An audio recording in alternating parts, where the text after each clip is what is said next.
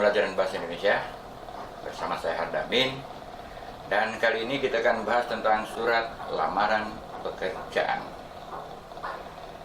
Oke, surat lamaran pekerjaan itu adalah surat yang berisi permohonan yang ditujukan kepada sesuatu lembaga, instansi atau organisasi dengan maksud ingin mencari kerja tentunya. Di dalam surat lamaran pekerjaan biasanya berisi identitas, kemudian ada kualifikasi pelamar, ada juga pekerjaan atau lowongan yang akan dituju.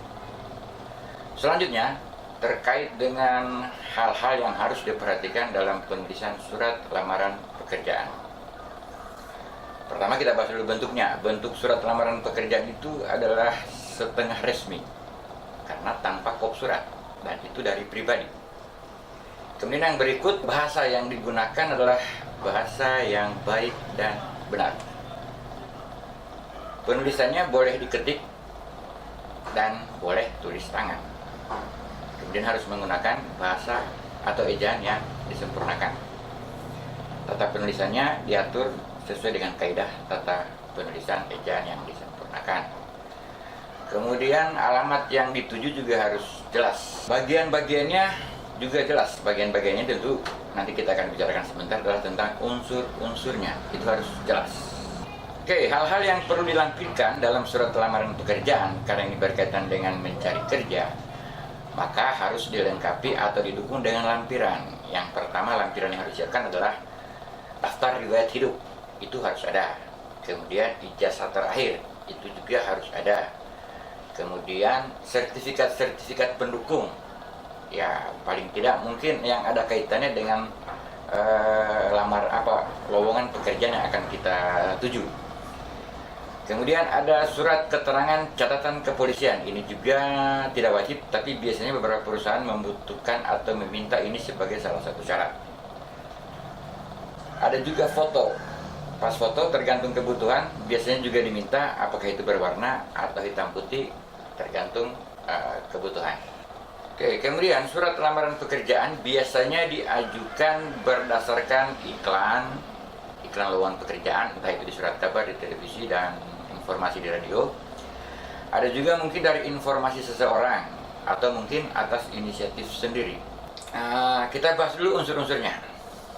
Yang pertama itu, unsur surat lamaran pekerjaan adalah tanggal. Penulisan tanggal itu sesuai dengan kaidah aturan, karena ini surat setengah resmi tanpa kop surat. Makanya penulisannya harus diawali dengan nama tempat dan tanggal penulisan surat.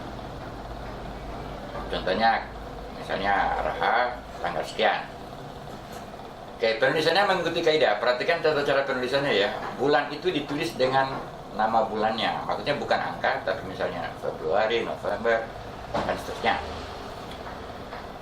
Yang berikut ada hal atau perihal. Perihalnya tentu lamaran pekerjaan. Kemudian ada lampiran. Lampiran biasanya yang menyertai surat. Setelah surat itu disertakan lampiran yang saya sebutkan tadi. Ada ijazah, ada KTP, ada foto, ada surat keterangan pengalaman kerja, dan lain sebagainya. Oke, kemudian alamat yang dituju. Penulisan alamat yang dituju yang umum yang kalian sering dengar atau yang sering kalian lakukan adalah menggunakan misalnya kepada yang terhormat Direktur PT Angin Ribut, Jalan Mawar nomor 7 Raha, dan seterusnya. Penulisan alamat yang dituju itu sebaiknya dihindari penggunaan kata kepada. Langsung, yang terhormat bla bla bla bla, dan seterusnya. Analoginya, karena kalau penulisan kepada itu harusnya di bawah surat atau terakhir harusnya dari. Oke, jadi penggunaan kepada sebaiknya tidak usah, langsung yang terhormat kepala atau direktur atau pimpinan, dan seterusnya. Kemudian penulisan alamatnya itu jangan disingkat, sesuai dengan kaidah. Jalan dan nomor biasanya disingkat. Dalam penulisan surat lamaran pekerjaan terkait dengan kebahasan tidak perlu disingkat. Berikut yang kedua adalah salam pembuka. Salam pembuka biasanya yang umum menggunakan dengan hormat. Selanjutnya ada pembuka surat. Pembuka surat seperti tadi saya sampaikan, entah apakah itu suratnya berasal dari iklan atau berasal dari informasi seorang atau atas inisiatif sendiri, tentu berbeda-beda. Kalau berdasarkan iklan, biasanya dia menunjuk iklan apa.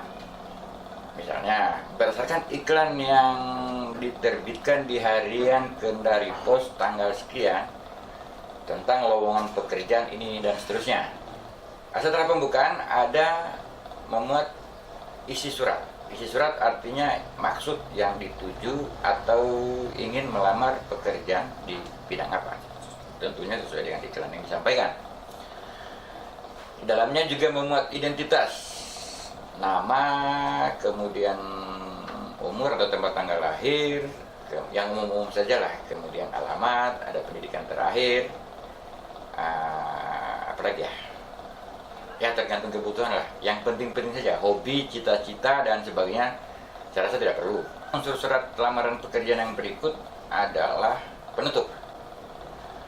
Penutup, karena ini surat lamaran pekerjaan, ya jangan terlalu memohon atau kesannya kita mengharap. Penutupnya biasa saja. Demikian surat lamaran ini saya ajukan atas perhatian Bapak atau Ibu, saya mengucapkan terima kasih. Tidak usah agak-agak inilah, misalnya karena kita butuh pekerjaan, kita juga mengharap-harap amat. Misalnya demikian surat lamaran ini saya ajukan, mohon kiranya Bapak menerima saya dan seterusnya. Kalau tidak menerima saya maka saya akan mati. Itu tidak perlu, biasa saja. Nah, setelah penutup,